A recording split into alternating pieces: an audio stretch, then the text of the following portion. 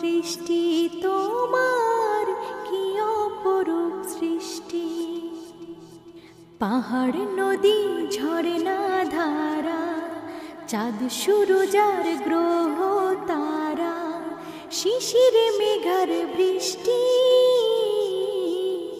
কি অপরূপ সৃষ্টি তোমার, কি অপরূপ সৃষ্টি।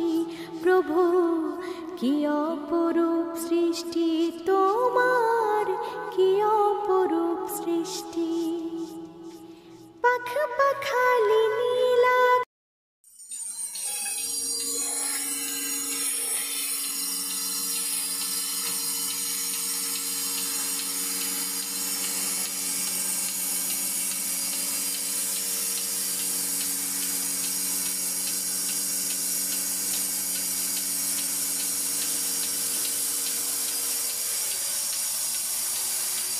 আসসালামু আলাইকুম সুপ্রিয় দর্শক, এই মুহূর্তে যে যেখান থেকে আমাদের এই ভিডিওটি দেখতেছেন আপনাদের সবাইকে স্বাগতম জানিয়ে শুরু করছি নতুন একটি প্রতিবেদন। তো দর্শক, আপনাদের নিয়ে এলাম আজকে অন্য একটি খামারে। আর এই খামারে আজকে একটি আপনাদের যে বিষয়টি দেখাবো সেটি হচ্ছে মেশিনে দুধ দহন। আসলে আমাদের দেশে বর্তমানে অনেকে মেশিনে দুধ দহন করতে কিন্তু ভয় করি। তো আসলে আজকে অনেক বড় একটি খামারে আপনাদের নিয়ে এলাম। আর এই খামারে মেশিনে দুধ দহন করতেছি, সে ভিডিওটি আপনাদের দেখাবো এবং মেশিনে দুধ দহন করলে কী ক্ষতি কী উপকার সে বিষয়ে আলোচনা করবো খামারি ভাইয়ের সঙ্গে। আসসালামু আলাইকুম ভাই। ওয়ালাইকুম আসসালাম। ভালো আছেন ভাই? হ্যাঁ, আজকে আপনাদের খামারে চলে এলাম। আমি দেখলাম আপনি মেশিনে গাড়ির দুধ দহন করলেন।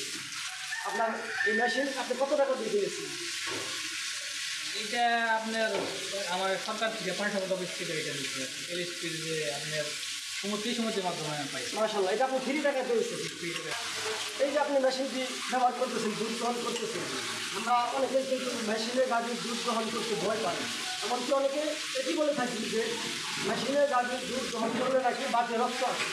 তাহলে আপনার বাস্তব অভিজ্ঞতা থেকে আপনি কী বলতে চান যে আপনি মেশিনে দুধ দহন করলে কী কী উপকার? আপনার এক হলেও আমার বর্তমানে আমি 8 টাকা দিয়ে দেওয়া হয়েছে। 8 টাকা দিয়ে গাড়িতে প্রায় 80 লিটারের মতো দিচ্ছি দৈনিক। আর দৈনিক। এখন আমার এই 8 টাকা যদি আমি হাতে দোকান করি তাহলে আমার অনেক সময় ব্যয় হয়। আর 8 টাকা দিয়ে হাতে দোকান করা সম্ভব না। হ্যাঁ, অনেক সময় অনেক সময় ব্যাপার। সেটা হলো আর একটা বিষয় হলো যে মেশিনে যেটা খুবই সহজ। আমি একটা দোকানে লাগাইছিলাম আর একটা আমি পরিষ্কার করতেছি, বুঝতেছি মানে সময় বাঁচে আপনার। সময় বাঁচে। আর আপনার গাড়ি যে রক্ত আছে এই সময় আমি তো এরকম কোনো কিছু পাইতেছি না। আলহামদুলিল্লাহ আমার কাছে মোটামুটি অনেকটা ভালোই সেফ সব কিছু। আপনি দুধ দহন করতেছেন, এর মধ্যে একদিনও কোনো বাজে রক্ত আসে না, ওটা তো পরিমাণ মতো দুধ মানে থাকার পরেই তো বন্ধ হয়ে যাবে। তাহলে আমরা অনেকেই বলে থাকি যে মেশিনে দুধ দহন করলে যাদের বাজে রক্ত আছে এটি তাহলে সম্পূর্ণ কিছু সমস্যা। সম্পূর্ণ কিছু সমস্যা, আর এরকম এটা কোনো ভিত্তিও নেই।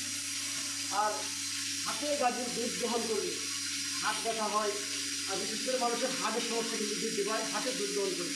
আপনি যদি মেশিনে দুধ দহন করেন তাহলে সে সমস্যা থেকে মুক্তি পাওয়া যায়।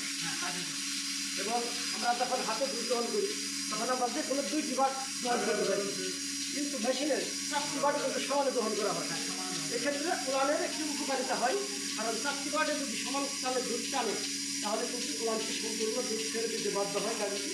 আপনার গাড়ির উলানে ম্যাশটাইটিস একটি রূপ ক্ষমতা সৃষ্টি হয়ে যায়। সে ব্যাপারে আপনি কী বলেন? না, আমি মেশিন ইউজ করার পর থেকে আমার খামারে আলাদা মতো মেশিন একেবারে নেই বলেছে। মেশিনে দুধ দহন করা খুবই ভালো একটি দর্শক শুনলেন খামারি ভাইয়ের কাছে। আসলে মেশিনে দুধ দহন করা কিন্তু খুবই ভালো একটি বিষয়। আমরা একটু সংস্কার থেকে বেরিয়ে এসে অবশ্যই সবাই মেশিন কিনে মেশিনে দুধ দহন করবে। যাদের 1টি বা 2টি গাভী তাদের জন্য হাতে দহন করাই উত্তম, কিন্তু 4টি 5টি গাভী দুধ দহন করলে কিন্তু অবশ্যই আপনার মেশিন কিনে নিতে হবে।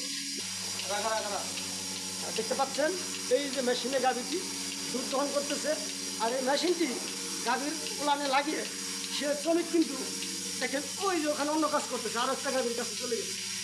তাহলে এই যে একটি সময়ের ব্যবধান, এটা কিন্তু বিরাট একটি ব্যাপার। কারণ যাদের 8টা 10টা গাভী দুধ দহন করতে হয় তারা কিন্তু নিজ হাতে এত গাভী দহন করা মুশকিল হয়ে যায়। দেখতে পাচ্ছেন খুব সুন্দর একটি ছোট্ট মেশিন। এই যে দেখতে পাচ্ছেন খুব সুন্দরভাবে দুধ দহন করতেছে। এটি হচ্ছে মেশিনের উপকারিতা। তো দর্শক, আমার ভিডিওটি যদি আপনাদের ভালো লাগে লাইক কমেন্ট শেয়ার করে দেবেন। সবাই ভালো থাকবেন, সকলের মঙ্গল কামনা করে বিদায় নিচ্ছি। আসসালামু আলাইকুম।